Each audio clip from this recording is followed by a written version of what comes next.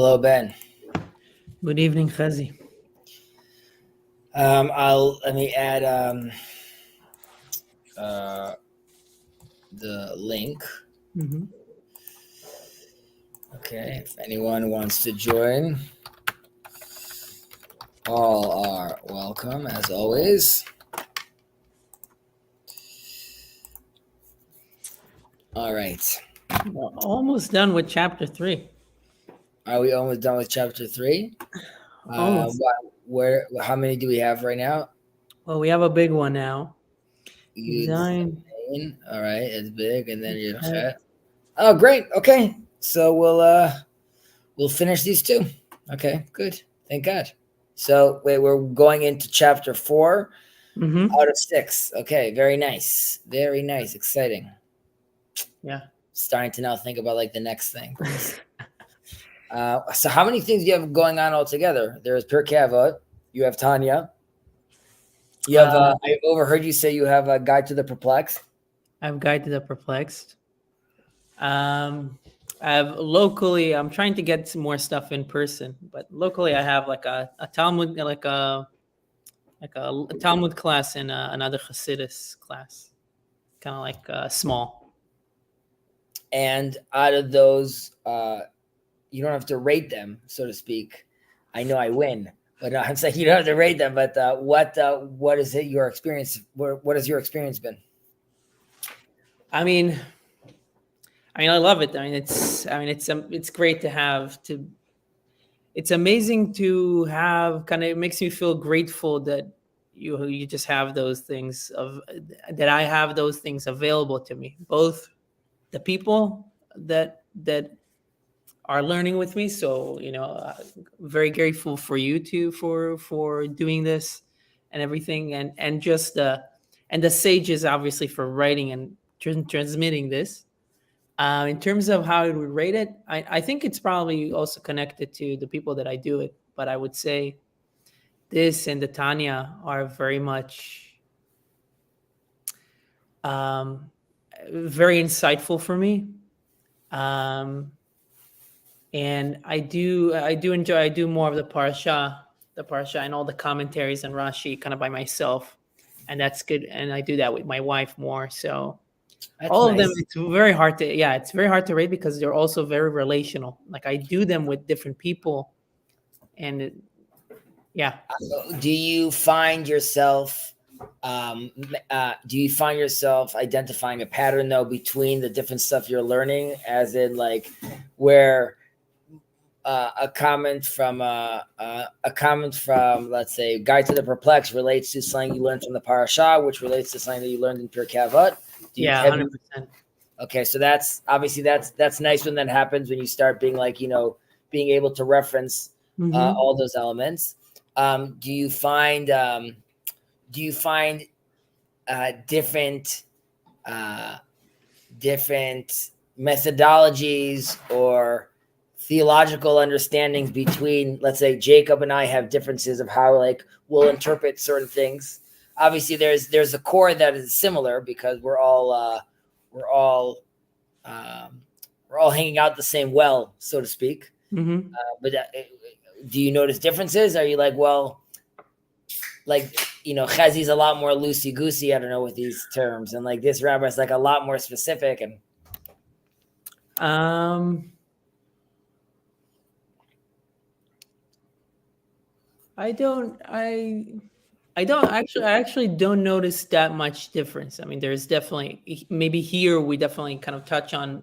We have more of kind of like a historical context, mm, and some other things put into it, and I definitely appreciate that because it helps me connect more things.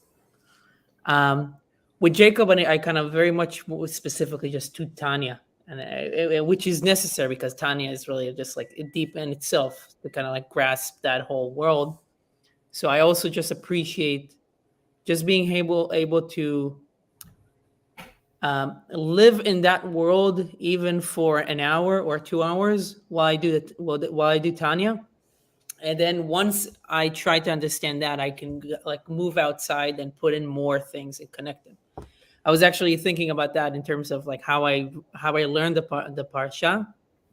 In terms of, okay, let me just read the narrative of what is happening, and then once I have the body of the narrative, which obviously does, I there's so much that I'm not getting by just reading the narrative. But if I just read the narrative, then when I start reading the commentaries, I can start connecting things into the narrative, and I know, oh, this hooks into here and this connects into here.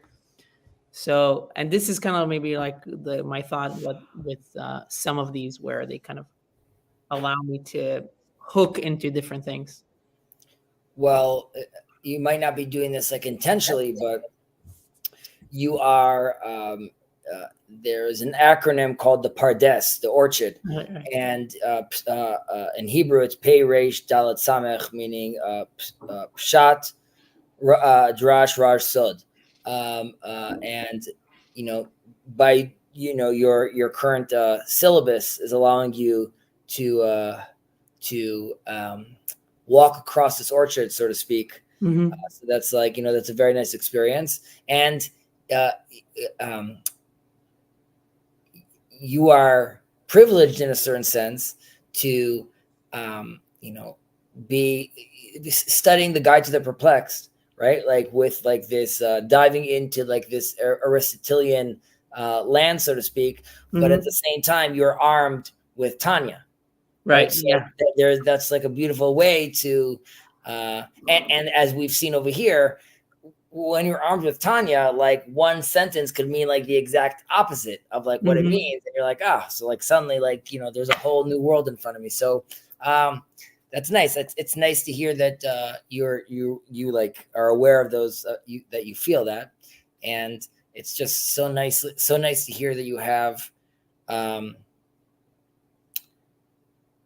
That you have all those outlets basically to really engage in. Kol hakavod.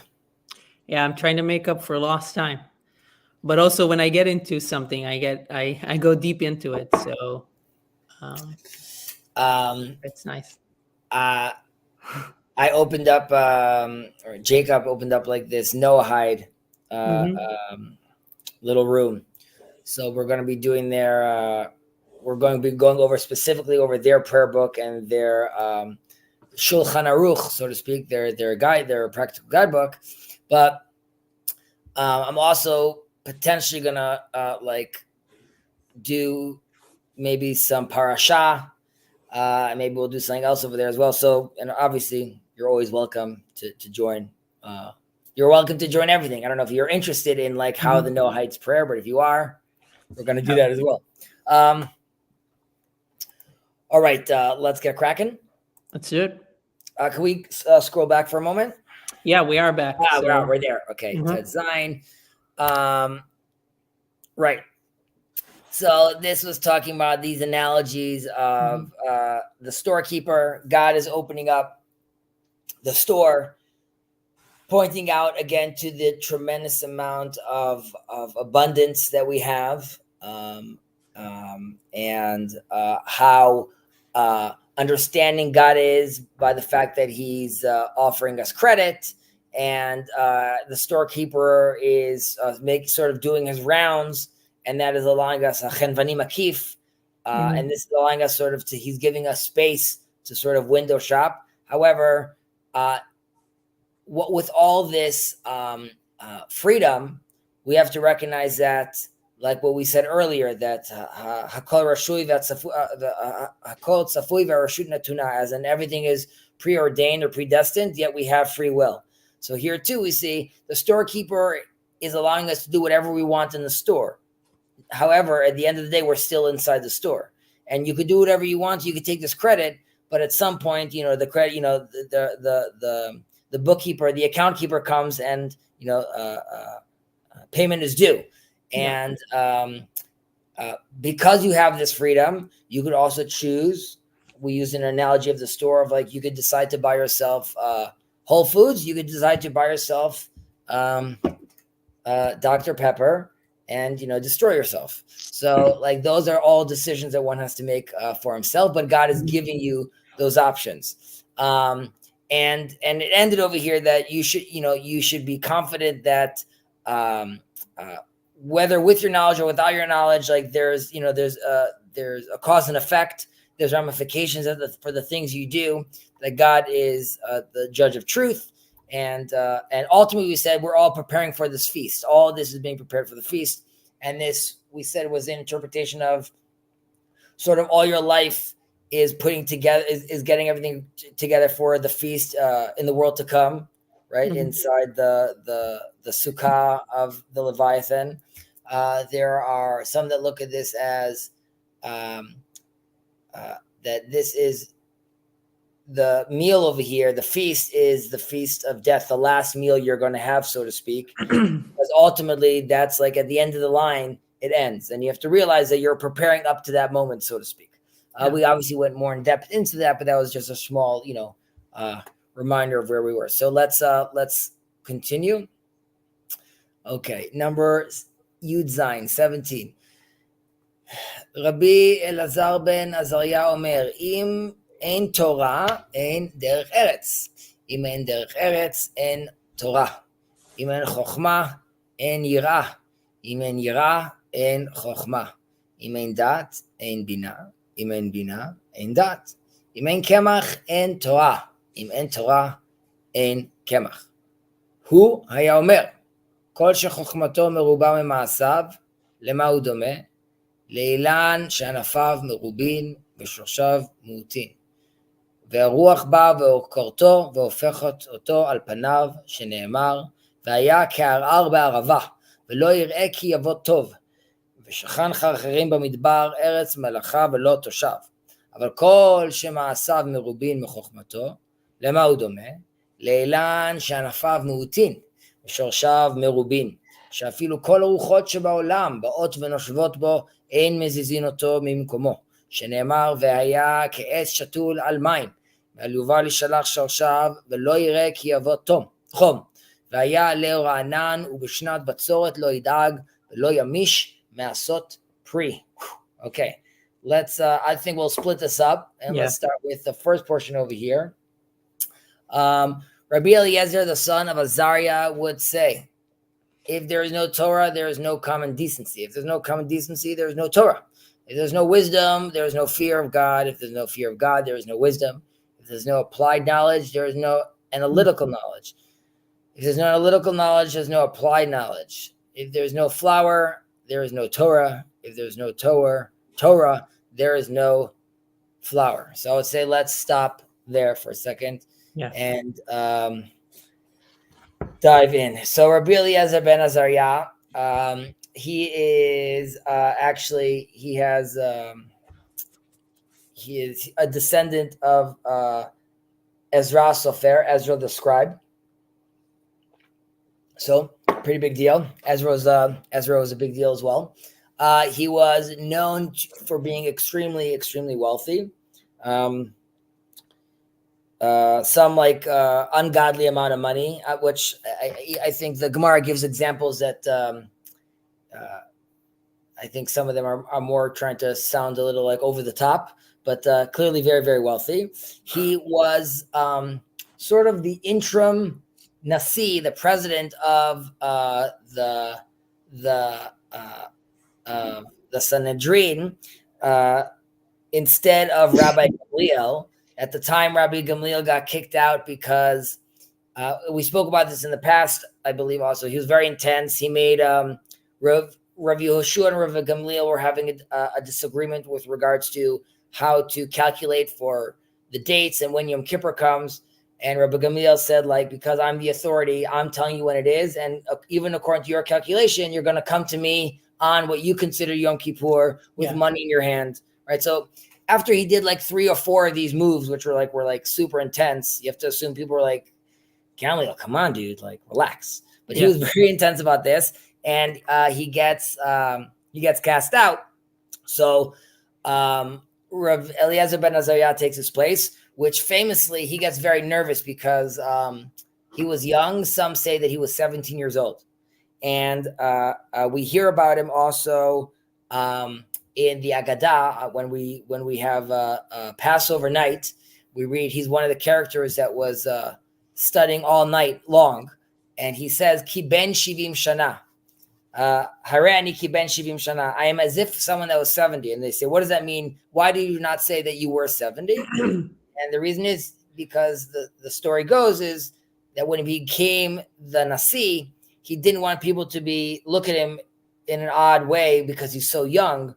So God blessed him that his hair became white and he seemed much older. And he says, Keben shivim shana, as I was as if 7 years old. He's also, and this I guess alludes a little to the conversation we had. This alludes a little to the conversation we had with, Maimonides and the Tanya and different interpretations. He was known, or famously known, for using the term Dibra HaTorah Bilshon Bnei Adam, that the Torah speaks in the language of man. However, even that term has different interpretations. So his interpretation was more straightforward. I mean, and also that's unlike Rabbi Akiva that would look at the shape of the letter and give you interpretations.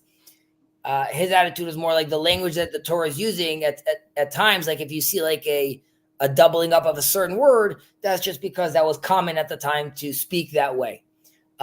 Maimonides does a complete flip on this though, and says that no, that the fact that it says that the Torah speaks in the language of men takes into consideration the vastness of the human intellect. And that's why that what men could think about was included inside, basically. So it's not, don't take it literally, rather take it, it should be as literal as the human comprehension and intellect could go, right? So if you could think of allegories, then even that's sort of in the running. and then we'll have the mystics that will take a literal and metaphorical understanding of such things. So if, let's say, we're breathing, so that's air coming, let's say, from the depth of my body, from the depths of my soul and coming out, and that could be a cry, and that could be a yell, and that could be a prayer, but that doesn't necessarily, it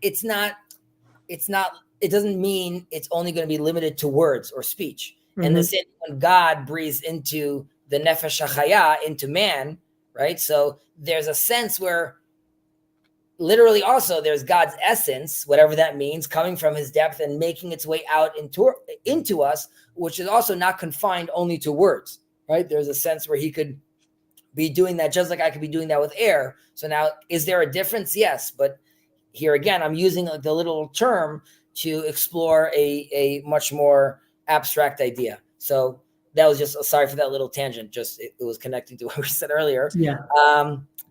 What else was he known for? He's known for the famous line about the Beit Din, the courthouse, being a katlani, being a murderous one, once every 70 years. That was his interpretation. He was known for how the Beit Din basically never actually killed someone. Okay, but as we were saying, so that's Ben Azariah, and he tells us im ein Torah in derech eretz, im ein derech eretz and Torah. So what we're seeing here basically is what seems like contradictions, but this repeats itself as we saw, of two elements that are codependent in a certain sense. There's different interpretations. While let's say Rambam will see them as codependent, you need both of these things at the same time. So it's very much like a chicken and the egg on both sides. However, some will interpret this as these are different levels of the same thing. So if Maimonides is saying each one is independent and both needed to move forward, you could argue that there is one version of derech eretz, of common decency or of basic morality, or let's say of morality, but it would be in its basic form. And then there's another level of derech eretz, which is derech eretz empowered by Torah, which is then derech eretz 2.0, right? Which is now it's a more advanced version or more a phase shift version of that morality. So that would be looking at the same concept, just they're building off each other. I mean, all of these things are kind of remind me of discussions that I've heard in the past, and we've had them. We also talked about this last week, of top down versus bottom up, emergence, emanation, or spirit and body. So fighting for, so giving to the poor, as well as doing something, or as well as wearing tefillin, like the spirit and the body. So yeah. And like you mentioned, there's a sentiment of a repeating pattern, so to speak. However, you could also see that Chazal and our sages were constantly trying to strike this balance where you could see them focusing on one thing and then always focusing on the other thing, and trying to constantly and at different times, because this is happening throughout a different timeline, while we could see the community is acting A, so we're going to react Y. We're going to push a little more of this, but it seems like they took this too seriously. I mean, for example, one of Jesus's criticisms, right? Like, do as we preach, not as we do, right? As far as like the rabbis at the time, because you could argue he's saying that, like, we're saying a lot of things, but our actions are not following suit. And here there's a constant conversation about how those things need to be matching. But specifically with the wisdom and the Torah knowledge and the common decency or basic morality. So another way of, let's say, looking how these are codependent would be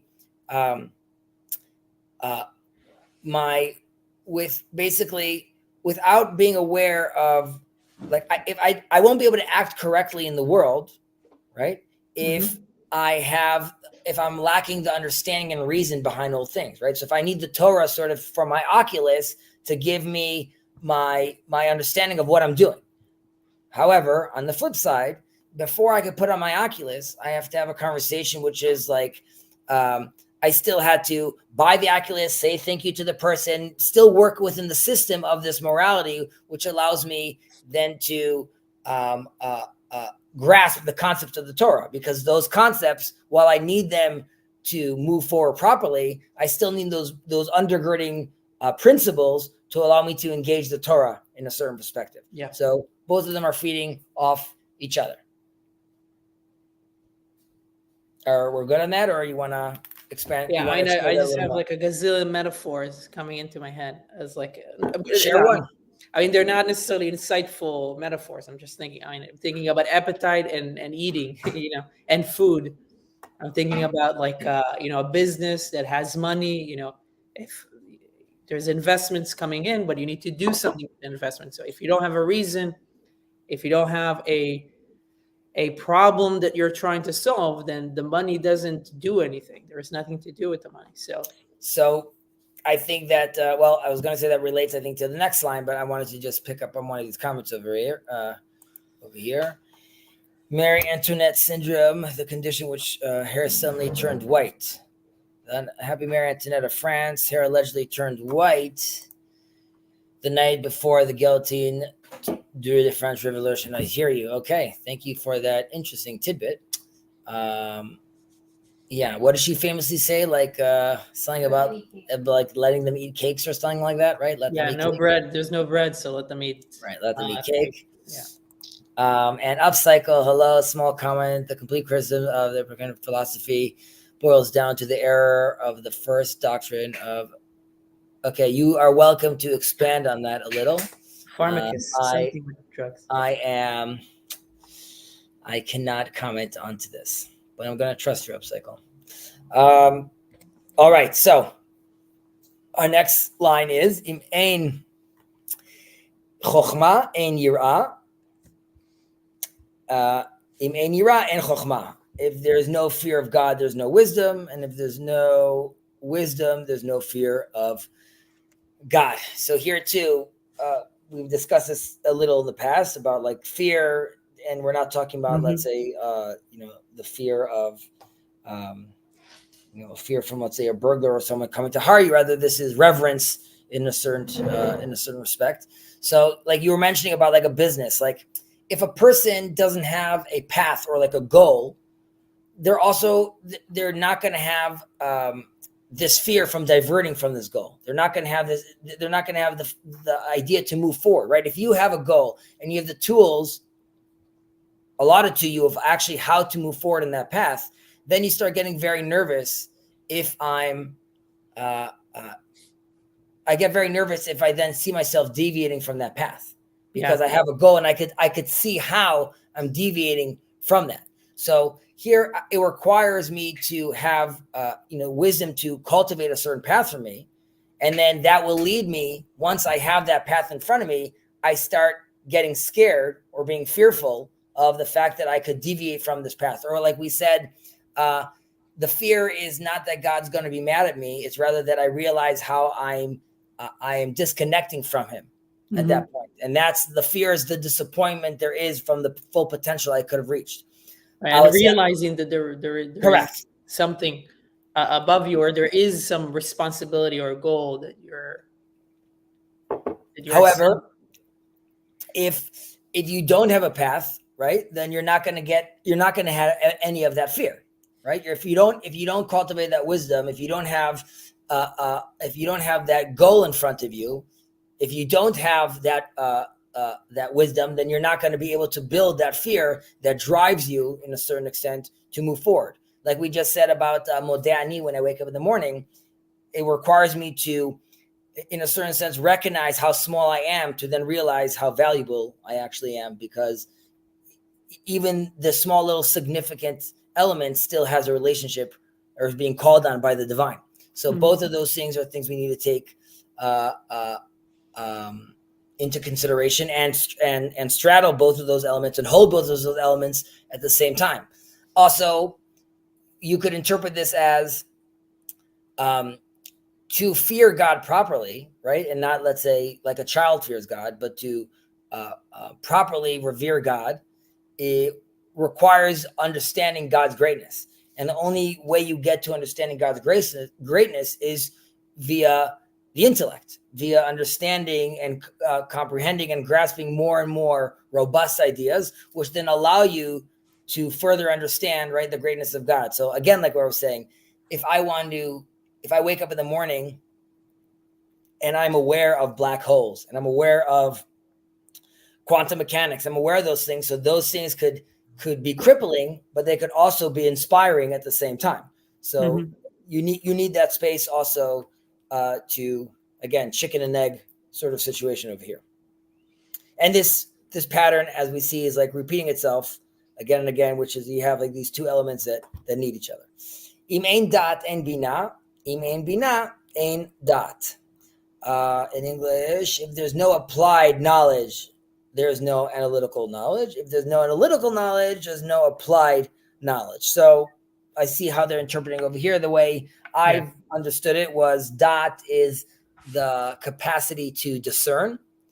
And bina would be more about analyzing and synthesizing. And here I think they would call it like the analytical knowledge and the applied knowledge of like what you could actually, how you could actually apply. Once you've discerned, you could actually like apply that. So you require dot, right? We acquire discernment to allow us to make judgment calls, have an actual system that allows us to move forward in the world before we need to start analyzing all the data, right? I need to know, like, is this the right way to go right now? Is this not the right way to go? I need to have that basic understanding of discernment. And on the flip side, if I don't spend time analyzing and synthesizing and actually understanding what I'm looking at, I won't be able to actually fully discern, because I could, and at a basic level, I could be like wrong, right? But at a more complicated level, I need to better understand what wrong means and better understand what right means to then fully, again, discern for the next phase. Right, so, because context changes, things are in flux. You need to account for different things. There's interpretations that say that dot are the things that you learn from your rabbi, while bina are things that are self-taught. And here again, you need both, right? I need a rabbi to guide my learning. However, I need intelligence to be able to comprehend what the rabbi is actually telling me. So like, right, if I'm not gonna step up, so to speak, they're going to be talking to a wall. But even if I step up to class, if I don't have the tools of how to do this, it's going to be very difficult for me to move forward. Yeah.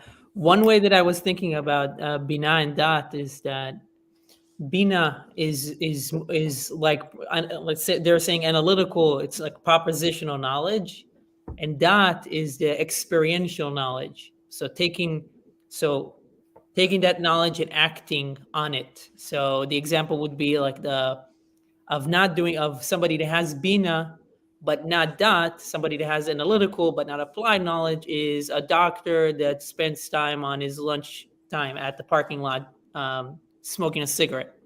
He knows what the cigarette is doing, yet he does not apply the knowledge to his life. So, but I'm trying to think how that works here. Well, it actually works. That example, I believe, is going to work more when we get down to in the next part where we're talking about shachachmato merubam ma'asav. Yeah, where we're like, I think there relates more, but I mean, this is clearly alluding to it as the whole Pirkei Avot leads us down that path. Yeah. Okay. So the next pairing is if there's no flour, there is no Torah. If there is no Torah, there is no flour. So flour in this case is representing like the physical well-being of, that we have, and like the, how we need to take care and nurture, how taking care of the body is also nurturing the soul on a very basic level of, if you're only going to be drinking this and are you going to be pulling all-nighters all day, then you're going to get sick, and then you didn't do a favor to anyone, not to the learning, not to your Torah, not to your decent morality, because you're basically bedridden. So like, that was pointless. And you could also look about it going back to the derech eretz again, which is if en kemach, if you don't have the fundamentals, which is if you don't have what you need to sustain you, whether it's the proper glasses, the conversation with your wife before you left the house, making sure your taxes are paid. If you're worried about all those stuff, you're not going to be able to move forward with Torah, so to speak, easily, because the basics, while we know that the basic undergirding everything is Torah and God, but the basics of our physical life still requires maintenance and sustenance. Yeah. Now, on the flip side, we could looking at it in ein Torah and kemach, how if there's no Torah, there's no flour, which is showing us that we need actual spiritual nourishment for like a balanced life. And when we're looking at baking bread, right, where we're taking like, I need the wheat, and ultimately I make this beautiful piece of this loaf of bread, and Israel has fantastic bread. At the end of the day, before I could sustain myself on this yummy bread with hummus, right, I first require the purest version of that bread, which is the flour, right? I need to even take the wheat and I need to grind it down to its most purest form. So here the attitude would be, what's really going to give you sustenance? Yes, you need food, but ultimately you need to interact with Torah, which is like the core, which is the essence, which is the flour. And that nourishment will allow you then to develop that into something you put inside the oven, cultivating in you, ultimately producing bread that you could actually eat and sustain yourself with. Yeah, I mean, if we can kind of continue with the metaphor of the flour, I almost see here Torah as the germ. What do you call it? The starter. The how do you call that? Shmarim. Shmarim. The yeast. The yeast. It's the yeast that you put into the flour that makes it rise. Well, the problem with that analogy would be like that it's secondary, right? The idea would be that like even the wheat itself is still not its purest form. Like the wheat would be nature. The flour would be God's will, right? As in God has allowed you to look at nature and you can make a blessing on it at one level. Wow, how nice this flour is. But can you then take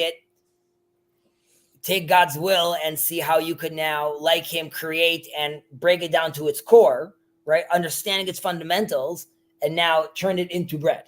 Yeah. Another way that I was thinking about this is Torah is the infinite. So maybe that's very abstract, but even when you think about like kemach, or in this analogy, Torah is like the secret for sustainability, for how do you gain, like you said, how do you not break down after working too hard for 6 days. Like the Torah, one of its biggest secrets is that it's kind of it's a view into the infinite, which allows you to understand how to live sustainably, how to live, across time. So, and there's something that when I have discussions about, just even from a utilitarian perspective, about thinking why is religion necessary? Why is it necessary to take part of these of rituals? A lot of this sometimes boils down to a lot of this from a utilitarian point of view boils down to, like, this is way more, like, if we do this, is way more, it's more sustainable. I mean, that's John Vervaeke's a religion that's not a religion, right? I mean, he's just trying to ultimately, he realizes the psychology of practices and all these moves, even the 4 Ps. This is, I mean, we're just doing it via, right now, we're just doing it through like our hand of tradition, and like it's just great code that's tried and true. Yeah.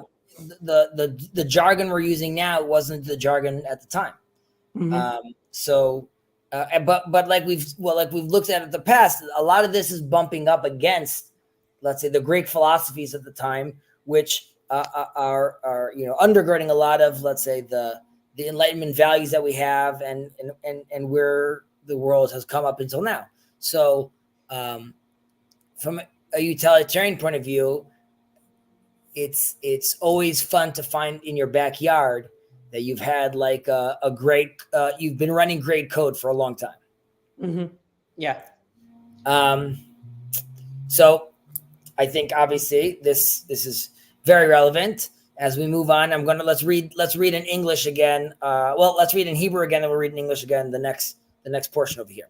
הוא היה אומר, כל שחוכמתו מרובה ממעשיו, למה הוא דומה? לאילן שענפיו מרובין ושורשיו מעוטין, והרוח באה ועוקרתו והופכתו על פניו, שנאמר, והיה כערער בערבה ולא ירא כי יבוא טוב, ושכן חרחרים במדבר ארץ מלחה ולא תשב.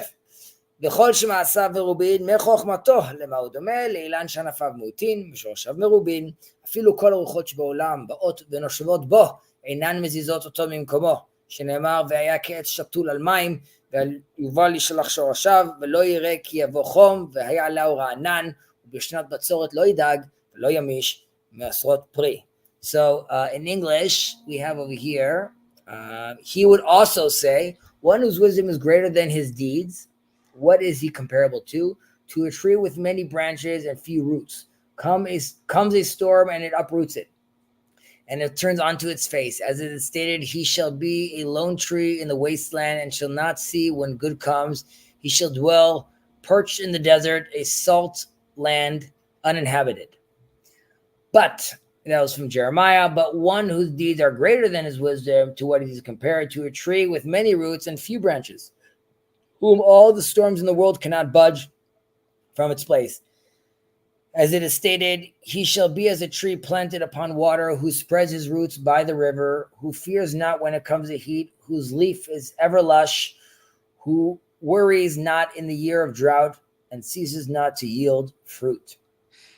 Very interesting. Almost like I would have the expectation that wisdom would be the foundation, but here they say the deeds are the foundation. The deeds are the roots. Well, you're saying that, but you also contradict yourself, because earlier you were saying it's about these practiced things, right? My wisdom only goes so far. So let's break that down. So the two verses, right? One is alluding to being like a very weak and dried up tree in the middle of the desert in the wasteland, right? So while you could be looking at a tree and running over and being like, oh wow, in the desert there's a tree over here, we all know that its days are numbered. There's no foundation over there. And on the flip side, you have over here this other tree, which is, and the verse they use, it's a tree that's literally, its roots are by the riverbank, right? So it's always absorbing and getting nourished by the water that's always there. And it doesn't matter if it's rain or sun, it's evergreen or ever lush. And it has no concerns, right? Because it's always connected to the source. So And like you were saying in the previous, well, or you're alluding to this in the previous sections, we were just doing these comparisons where they're interconnected. And here we're saying, no, it's actually the actions and the embodiment are playing like a leading role over here. And which, the roots themselves are more important than the branches over here. And this is to point out that wisdom comes at the end of the day. Wisdom comes from the practical experience you have. Well, I don't know if more important. I don't know if more important, but it almost like it comes before because it needs to hook into something. I mean, I'm reminded what I said about the parasha, where I want to know the narrative, the material, the body of what happened, and then when I have these as the commentaries about specific things, I know where to put them. So it's kind okay. of the roots, So yes, you required wisdom, right, to understand the words that people are saying, right? And that goes back to what we said earlier, like in chokhmah and dat, like you need those things to have the conversation. However, like you just said, like ultimately, it's the practical experience that then allows me to judge or look at my wisdom or use my wisdom properly, because I could only get so far if I'm just doing self-contemplation in my room. It doesn't matter how brilliant I am, right? Like, is this going to work? Can this be tested? I could have all the theories I want. It could be very, very impressive, but could I actually now go to the board, write this out, and actually test it out and see if these things on the ground work in reality? I mean, obviously, this is unlike the Greeks that come and value, the concept of just wisdom, right? It's all about the intellect. And, as far as Aristotle is concerned, you could have a wicked smart man, right? Like it's not great, but there's like this, he's still with all the value to his intellect. And in Judaism, we have ushmeltem vasitem ki hi chochmatchem ubinatchem le'enei kol hamim. And the verse over there is that you keep and you act according to my commandments, because by doing so, by acting and by doing, that will be how the world looks at you and sees your wisdom, because they're going to see code that works. Right. You could go around and talking. So the Torah says, it stresses, don't go out there and start talking about how, and this is another good example which connects to it. The first Rashi of the Torah, which we discussed, says, why did the Torah even start with this metaphysics, which you could say Aristotle would be super interested in? Rather, it says, we should have had this specific we should have had this specific law about this practical implication. And the reason Rashi is mentioning that is that relates to what we were just saying. It's very nice that you're going to talk to me about metaphysics and the beginning of all things. I want to know how I take the grand idea and how do I use it practically on the ground, because the metaphysics only gets me so far. I don't have anything I could apply that to, but I want something that I could apply. And that also, the hubris of Rashi to come and say, like, God, you shouldn't have started here. But the attitude of God, because the Torah was given to us, and I'm also aware that you wrote, Kishmartem vasitem. So before you start, so my wisdom is showing that your code, your guidebook, your Oculus works, your divine system works. And that you see by the fruits of your labor and how you act. And this is something that you hear if you're studying Talmud, you hear a lot, which is in Aramaic, lemai nafkamina. What is derived from this? What is the practical consequence? And when one is studying the Talmud, that is always the question being asked, right? Lemai nafkamina. I'm learning two different ideas. What can I derive from this? How can I actually use this on the ground? Right. And I think the important thing to understand is that maybe that I'm thinking about is that in order to derive something, how can I use it?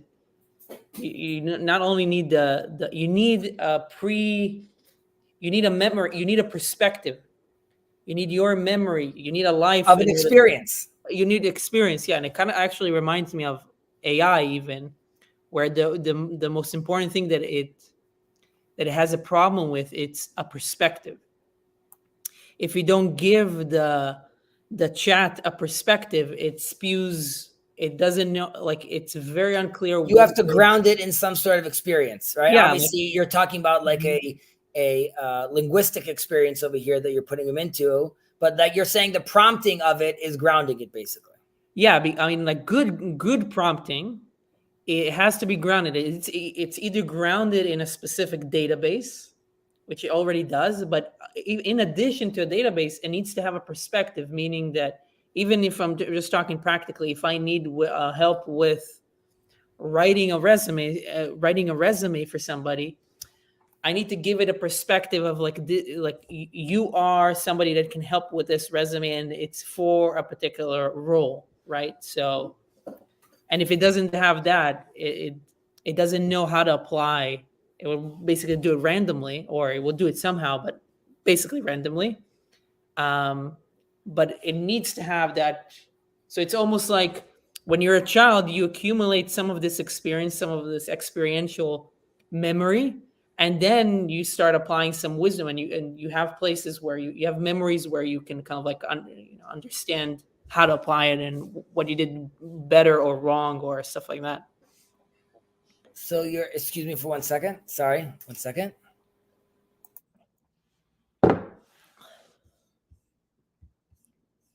I think that was so profound that Chezi had to leave,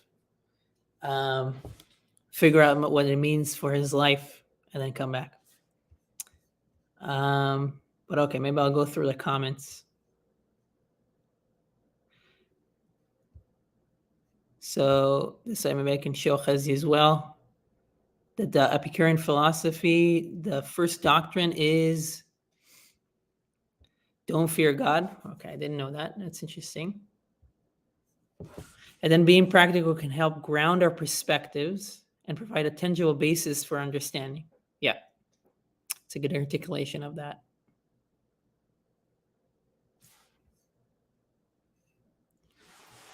Sorry.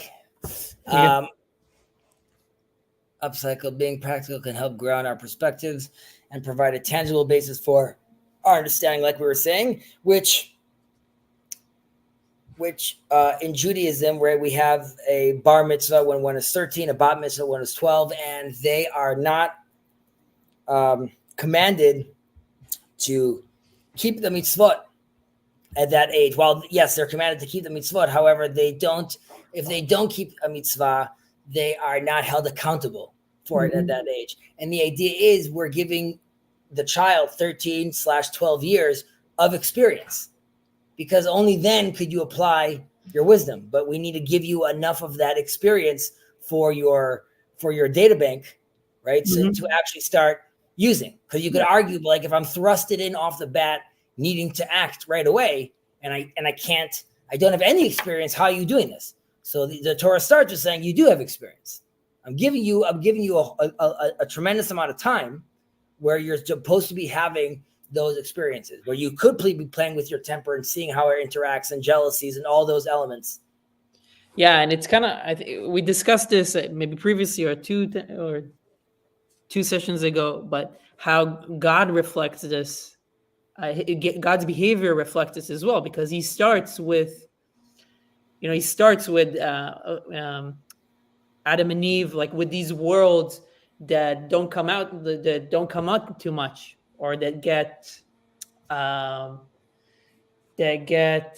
corrupted, and then he has to remove those, destroy those, and those start again. And I think the commentaries also say, like, why did God need to do? Didn't he know that this will be corrupt? And I think maybe one of them is like the free will, but another one is that he's showing that sometimes you need to figure out like what works, what doesn't work, and then you can build on top of that. Well, I mean, you see God creates something and then takes a step back and says, and it was good. Yeah. And you could argue, like, well, of course it was good. It's from God. And the attitude of God was like, yeah, we're going to go with this one. Yeah, this like a French critic. Right. And there's also there is the difference.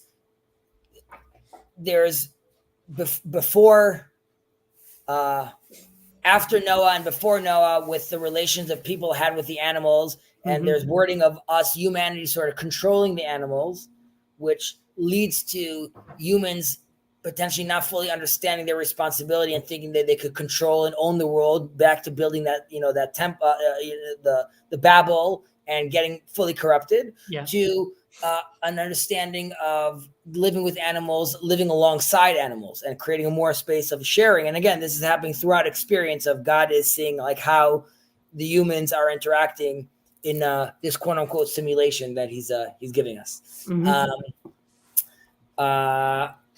Okay, I think we read through this one, right? Yeah, it should be a lone tree, and I think Yeah, okay.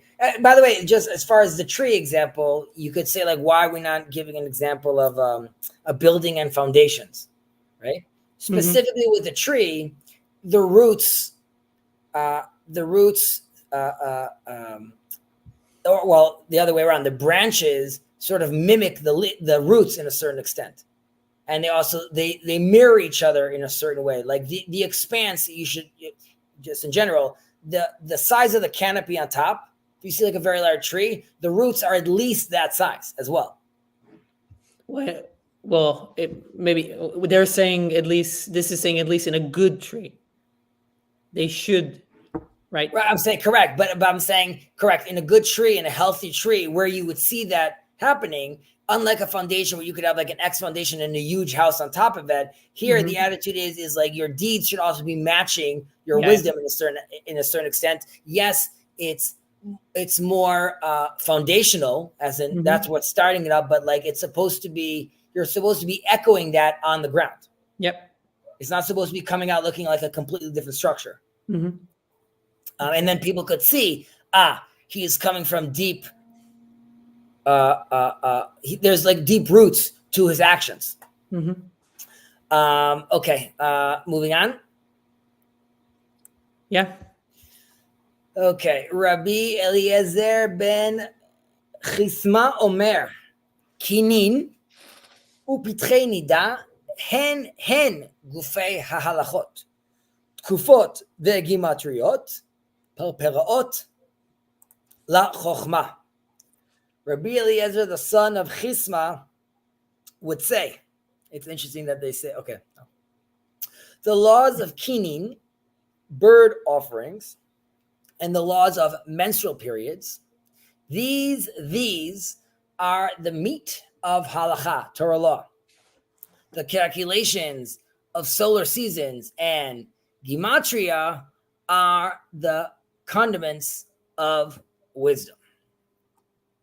Condiments of wisdom. It's interesting again, like how they interpret this in their English. Okay, so Rabbi Eliezer ben Chisma. Here I see they interpret it as the son of Chisma, even though some has seen this as like a nickname of his, of being very strong. Some saw it as that he had a hard time remembering things, so he would constantly be studying, and like that strengthened his resolve, and he was known as someone that's like very, very smart. This is also happening. Is he a part of Yavne? Yeah, he's part of like the Yavne crew, as we dubbed them.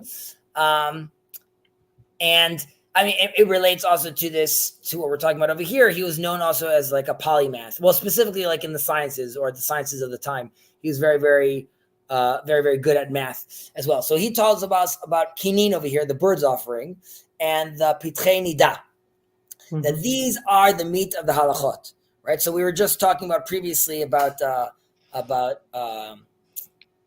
need of Torah and Torah study, and the wisdom one needs for Torah study. And then here we're suddenly seeing these two abstract elements, which in theory, you would ask, based on how this continues, saying that this is halacha, you would say, here we have two elements which have a tremendous amount of doubt to them.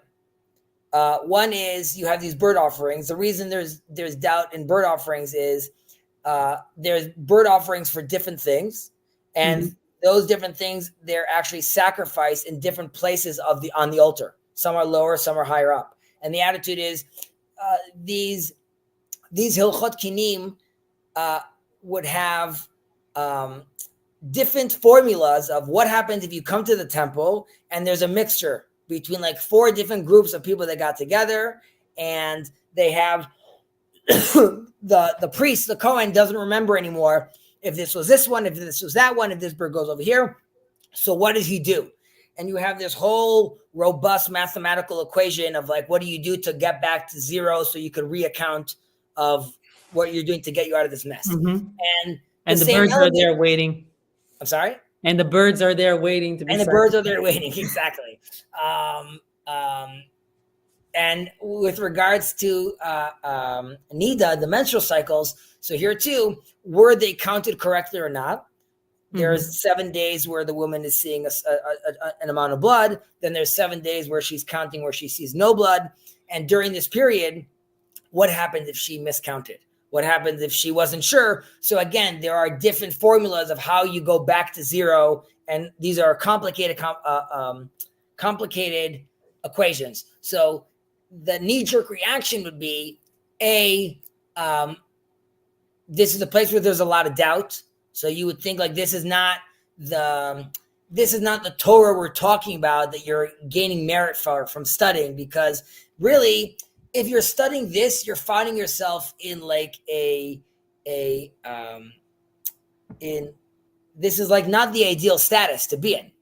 There was confusion. You're not sure. This is not the ideal. So like you're really learning like first aid Torah right now to just get you back on track, so to speak, right?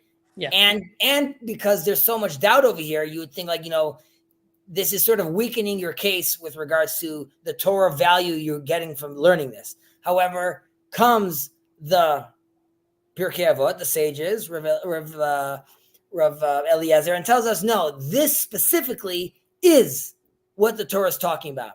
And the reason is because it's less about it's less about the larger picture, more about seeing God in the details, in the very, very small practical day-to-day implications that you have.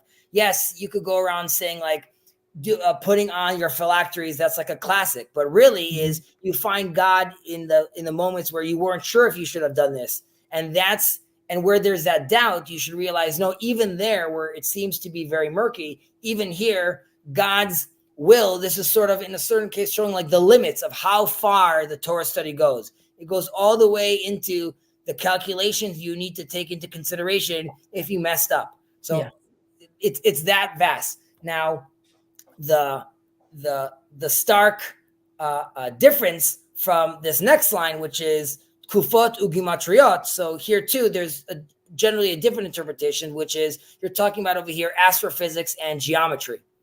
And here, these are fields where there isn't doubt, right? You need to be very, very, very precise. However, the Torah is telling you, if you were thinking that this is what was going to give you your validation, like, oh, okay, like now that I'm looking at geometry, it's clear that God exists. It's telling you, no, that's not where the focus is, because that is you're experiencing God's nature, like where we're talking about the wheat, but that's not God's will. God's will is now to you deal with, like, you were supposed to count these days in your menstrual cycle and you didn't. So through his will, there's still ways for you to understand his Torah and reach right, back and to. What guides you and what guides your calculations is it's his principle. Okay. You need to use the principle in order to derive what is the correct decision. Right. So some people will say that astronomy or like astrophysics is still considered Torah because it's used to make Torah calculations. Like you were just saying, I'm still using that. However, like astrology would be like the condiments, right? That's like a side element that you need to be dealing with, which is, let's say what Rambam would say. Rambam is quoted saying, "Hitbonen ba'olam kedei shetakir et mi she'amar ve'haya olam." Right, like look into the world and look into the sciences so you could recognize and better understand he who spoke and created the world. However, the Rambam says that this is ultimately an expression of love, and at the time he believed that it's less about being in awe by nature, right? Seeing Niagara Falls and being like, oh my God. It's more realizing why at this degree of Fahrenheit, the Great Niagara Falls is going to immediately freeze because of the rules of physics. And once you fully realize that, there's a moment of love that the Rambam expresses, which is like understanding God, of understanding Him at a certain level, and that is showing you this this level of love. But the idea is that looking at this as condiments. So some people see this as, you look at this as like a dessert. It's more like the pleasure that you're taking on, and like Rambam is talking about, like love or astronomy. These are things that you are doing at the end. Some people look at this as these are the starting dishes, right? I need these principles. I need math. I need geometry as the starter course, because it's going to lead me into the Torah and better understanding the Torah world. I'm going to arm myself with geometry to understand how to build the tabernacle. I'm going to arm myself with psychology to better understand the soul and repentance, right? So I'm going to use these elements, and these are the starting dishes. You could also look at this as toppings, so that they're, again, using just the food analogy, I am enriching the taste that I have, right? So there's one level of interpretation, but then I could also add a scientific interpretation, and that now gives me like this extra taste. However, it's a topping because it's not filling on its own. Yeah. I still need my base. I still need my Torah. And then on top of that, I can decide to add on it my spices, so to speak. Yeah, I mean, it's kind of like what we discussed. I mean, that's kind of like my comment initially when I said, like, we especially in our discussion when we talk this, we are able, and you specifically are able to bring in, both of us are able to bring in, like, here is how, maybe Verveki is looking at this, and here's a little bit of a history and how it's affected there. Here's a so here's like how this pattern is manifesting itself in a biological level, in a societal level, and then kind of helps us to maybe understand something more deeply. So that sounds kind of like what maybe. Yeah, I would say, going back to why we're calling it the Parperaot, is because what we're saying is that if your knee-jerk reaction was to be that, like, now that I see E equals MC squared, right? Like, well, all right, now that I see the equation, there's a shirt that says let there be light, and you see like the equation basically of like light, like in the mathematical equation of light. I would say that is like a moment where you're like, oh, what there's love. However, the Torah is saying, like, where you're going to find God, though, is not in, let's say, that in Spinoza's God, rather in Spinoza's God that then turns into like his will, right? Like, what is it that he wants? And that's also the sort of the difference between, let's say, the Greek world, which is God's wisdom, God's chokhmah seen in the world. And then there's or at least what Judaism holds is, then there's God's ratzon, there's God's will, which we manifest through, or we connect it through prophecy, through nevuah. And those are our two channels that we have. And going back to what God says, ushmartem v'asitem ki hi chokhmatchem ubinatchem. What the world, the way the world is going to see your wisdom manifest is not because you're going to be the Nobel Prize winner, even though that happens to be like impressive. It's going to be because of your actions and your deeds that will then manifest that wisdom, or that divine wisdom. Interesting. Yeah, that kind of connects to if we finish this as well, because this is going to lead us to something else, but kind of connects to the current situation as well, and in Israel, and how you think of like how, like, what is the, this is hard to articulate, but in what way can like, how should Israel behave long term, or what is the purpose? And and what is great about Israel. So some would say it's a startup nation. Some would say it's how strong the army is. We were able to build this strong army, but again, that might be the pilpul to the actual purpose, um, of what we want or what we want to be known for, and what we should, or what God wants us to be known for. So, and I think this is part of the struggle, probably, that people are having in terms of what to do, next. How do we bring about, redemption might be like a religious word, but how do we bring up, or you can use nitzachon, right? How do we win, which is such a political word. So, but yeah. So this is